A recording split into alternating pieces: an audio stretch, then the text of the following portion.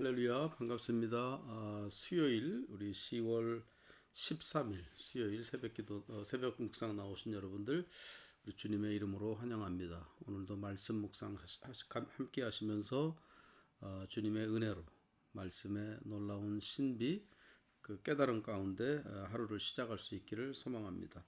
말씀에 놀라운 힘이 있고 주의 약속의 말씀에 놀라운 권세와 위로와 기쁨이 있다는 사실을 오늘 새벽에도 발견할 수 있기를 소망합니다. 우리 찬송가 263장 1절 2절 먼저 하겠습니다. 찬송가 263장 이 세상 험하고 263장 통일 찬송가는 197장입니다. 우리 1절 2절만 먼저 하겠습니다.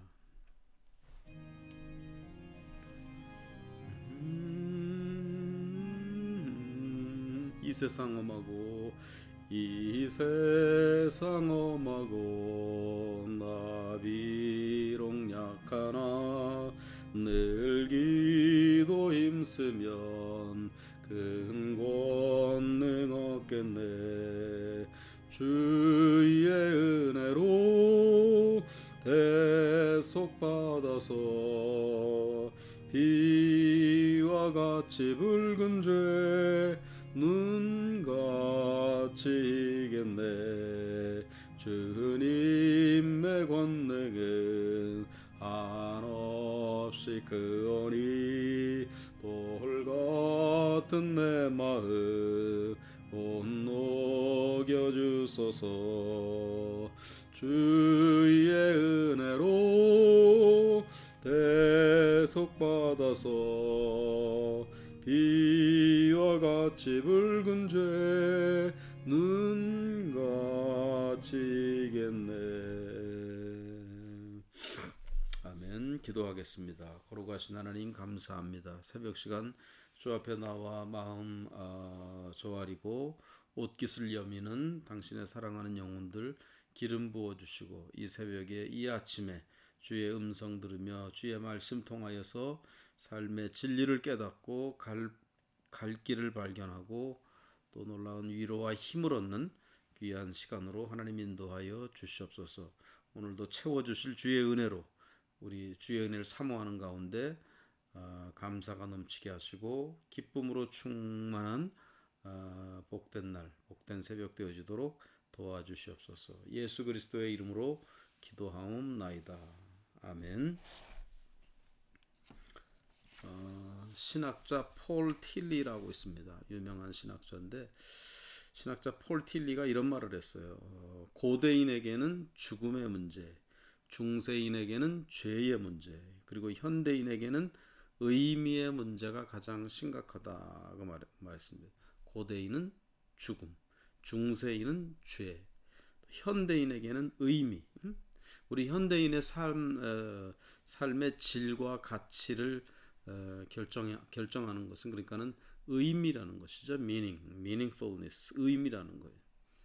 그러니까 돈의 의미를 만약에 둔다고 한다면은 사는 데 있어서 가장 의미 있는 것이 돈이다라고 생각한다면은 그 삶은 이해타산에 골몰할 거예요.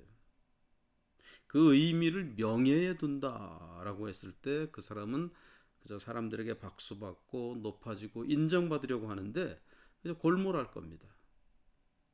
권력의 의미를 두는 사람, 또 향락을 중요하게 생각하고 의미를 의미롭게 생각하는 사람. 현대인은 의미를 추구한다는 거예요.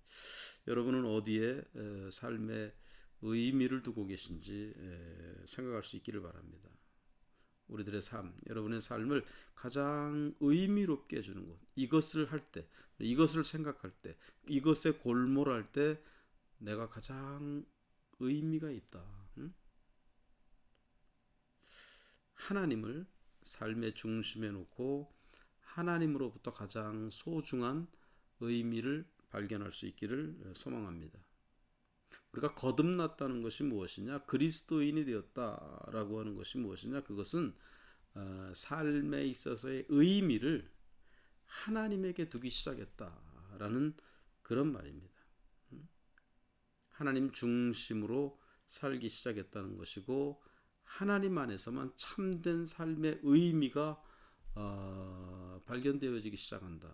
그것이 거듭났다는 거예요. 나 먼저에서 하나님 먼저. 나의 영광, 나의 꿈, 나의 행복. 그것에서 하나님의 영광, 하나님의 기쁨, 하나님의 꿈과 하나님의 소망에 가치를 두고 거기에 의미를 두기 시작하는 것. 그것이 거듭났다. 그것이 그리스도인이 되었다라는 그런 의미입니다. 오늘 본문의 말씀이 디모데후서 2장 1절 말씀이에요. 디모데후서 2장 1절 말씀 제가 읽어드리겠습니다. 그러므로 내 아들이여 그리스도 예수 안에 있는 은혜로 굳세어지십시오. 은혜로 굳세어지십시오.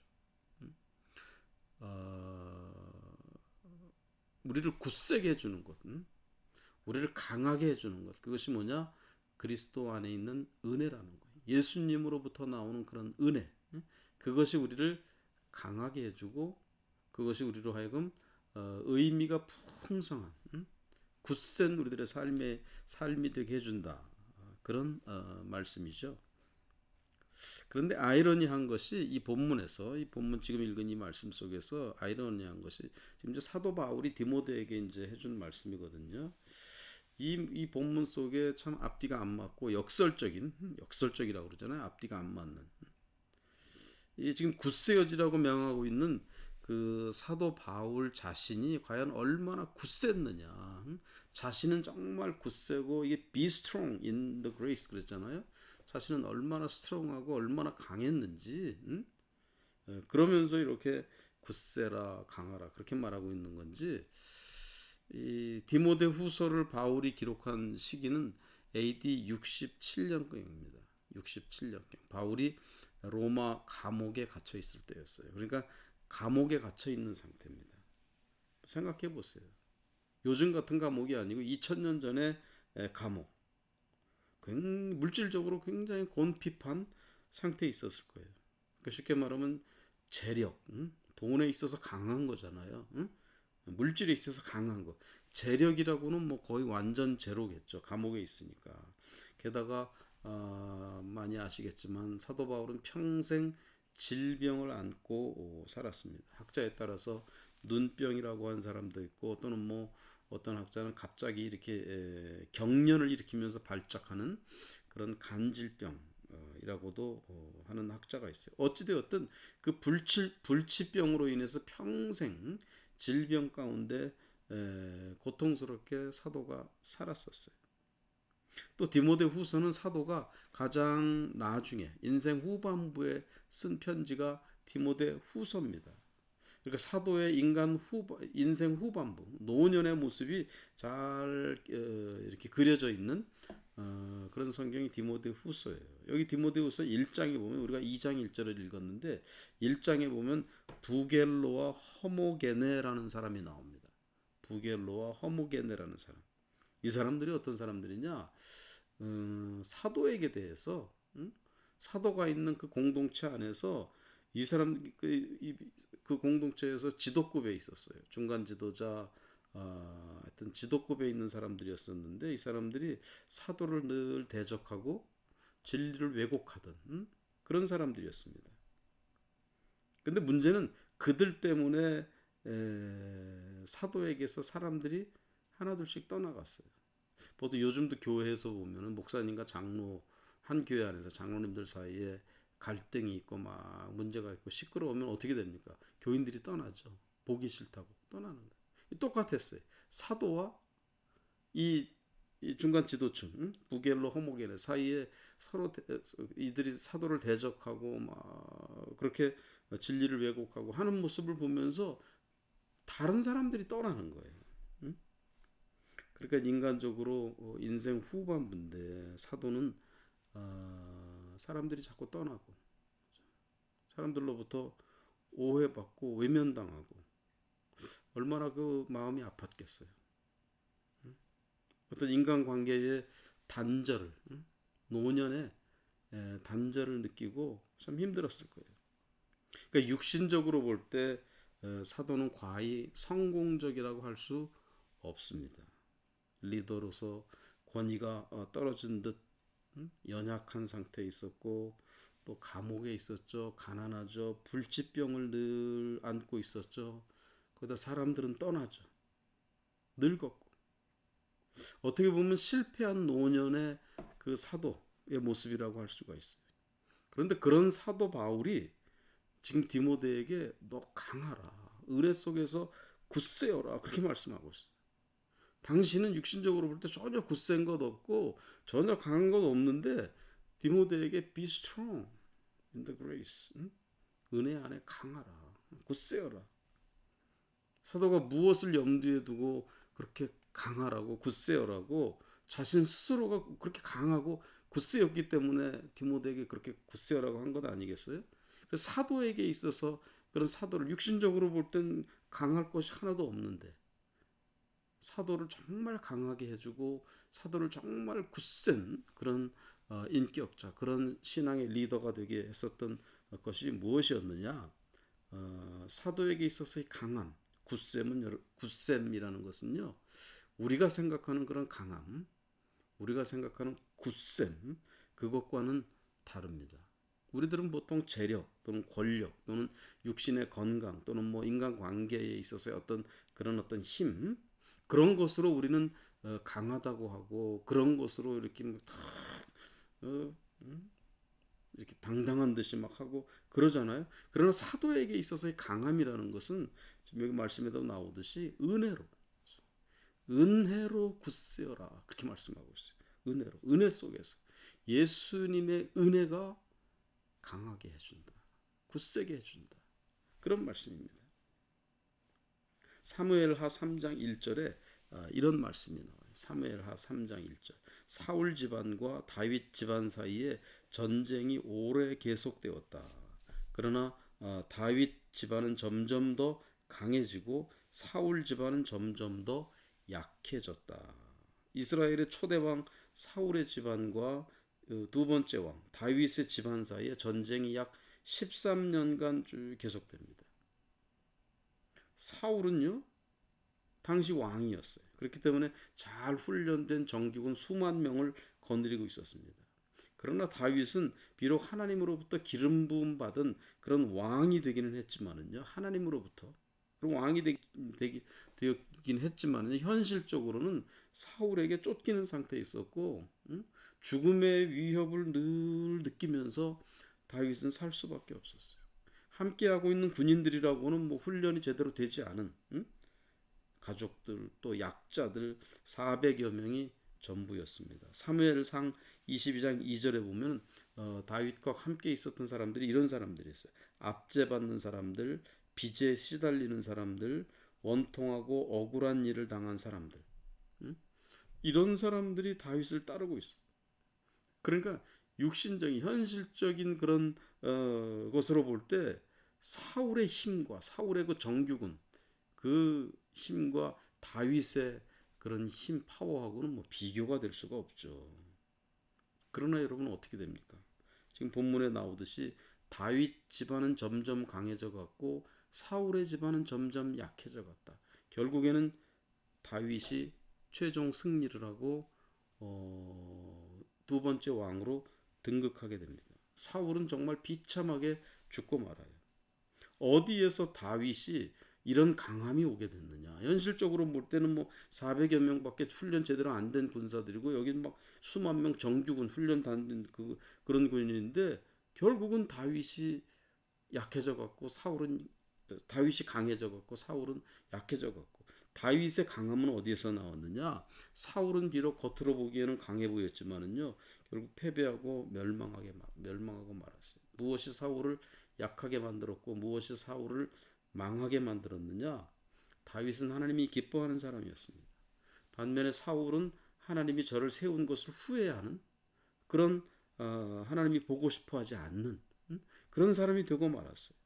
다윗은 하나님 앞에 철저히 순종했지만 사울은 하나님의 명령보다는 자기의 유익, 자기의 어떤 상황, 자기가 높아지는 것 이런 것이 언제나 먼저였었어요. 순종하지 않았죠. 사울은. 다윗은 늘 하나님 말씀 중심이었고 그것에서 하나님을 노래하고 찬송하는 것을 귀하게 여겼어요. 그러나 사울은 응? 사울은 사람들이 어떻게 보는지, 장군들이 나를 어떻게 따르는지 장군들 눈치를 보고, 심지어는 점치는 사람 찾아다니고, 그렇게 허망하고 어리석은 삶을 사울은 살았습니다. 그래서 성경은 다윗의 집안은 점점 강해져 갔고 사울의 집안은 점점 약해져 갔다, 그렇게 기록하고 있어요. 사랑하는 여러분, 우리 인생의 의미를 어디서 찾겠습니까? 우리가 의미를 발견하면 발견할수록 더 강해지는 거예요. 의미를 돈에 두었을 때 재력이 점점 많아질 때 그걸 강하다고 생각하고 그것이 행복한 줄 알아요. 그러나 여러분, 참된 의미는 은혜 안에서 굳세어져라. 우리가 추구해야 할 진정한 강함, 참된 의미는 주님이 주시는 은혜, 예수 그리스도 안에서 오는 그런 은혜가 우리를 강하게 하고 우리들에게 진정한 의미를 부여한다는 사실을 여러분 기억할 수 있기를 바랍니다. 육신적으로, 인간적으로, 세상적인 기준에서는 약해 보이고 무력해 보이고 정말 부족한 것처럼 보인다 할지라도 하나님 중심으로 예수 그리스도의 은혜 안에서 늘 말씀 중심으로 또 하나님의 뜻에 늘 순종하고 하나님이 기뻐하는 쪽을 늘 선택할 때 다윗처럼 점점 강해져가는, 하나님이 굳세게 해주시는 그런 저와 또 여러분이 되어지는 줄 믿습니다. 오늘도 은혜 안에서, 예수 그리스도의 은혜 안에서 굳세어지는 진정한 강함을 얻는 그런 저와 여러분 되시기를 주님의 이름으로 축원드립니다. 기도하겠습니다. 거룩하신 하나님, 감사합니다. 다윗의 집안은 점점 강하여져 갔고 사울의 집안은 점점 약하여져 갔다 했습니다. 하나님의 은혜 안에서 의미를 발견하고 하나님을 기뻐하고 하나님께 늘 순종하기를 선택했던 다윗의 집안은 점점 강해져 갔고 하나님께 불순종하고 하나님보다 사람을 바라보고 하나님보다 세상적인 것을 늘 추구했었던 그런 사울은 결국 약해져 갔었던 것을 기억합니다. 오늘 우리들 삶 속에서 진정한 의미, 참된 강함이 하나님의 은혜 가운데 있다는 사실을 우리가 새로이 깨닫게 하시고 그 주님의 은혜를 더욱 사모하고 추구하는 우리가 될 수 있도록 인도하여 주시옵소서. 예수 그리스도의 이름으로 기도하옵나이다. 아멘. 우리 앞에서 불렀던 263장 이세상험하고 우리 3절, 4절만 하시고 주기도문으로 우리 새벽 묵상 마치겠습니다. 이세상험하고 263장 3절, 4절만 합니다.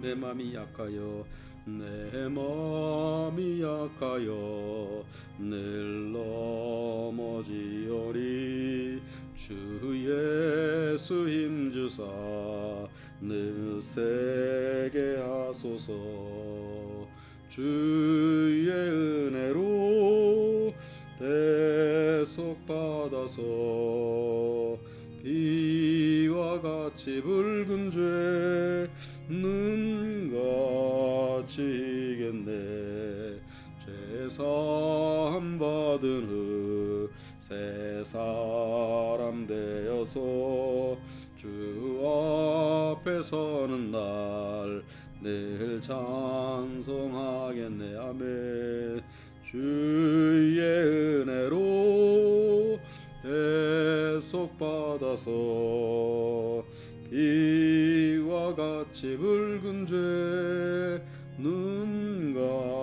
같이겠네 아멘. 우리 주기도문 우리 하시겠습니다. 하늘에 계신 우리 아버지여 이름이 거룩히 여김을 받으시오며 나라가 임하옵시며 뜻이 하늘에서 이루어진 것 같이 땅에서도 이루어지이다. 오늘날 우리에게 일용할 양식을 주시옵고 우리가 우리에게 죄 지은 자를 사하여 준 것 같이 우리 죄를 사하여 주시옵고 우리를 시험에 들게 하지 마시옵고 다만 악에서 구하옵소서. 대개 나라와 권세와 영광이 아버지께 영원히 있사옵나이다. 아멘. 감사합니다. 오늘도 평안하시고 기쁨과 감사가 충만한 복된 하루 되시기를 소망합니다. 내일 5시 반에 우리 다시 뵙겠습니다. 샬롬. 샬롬 고맙습니다.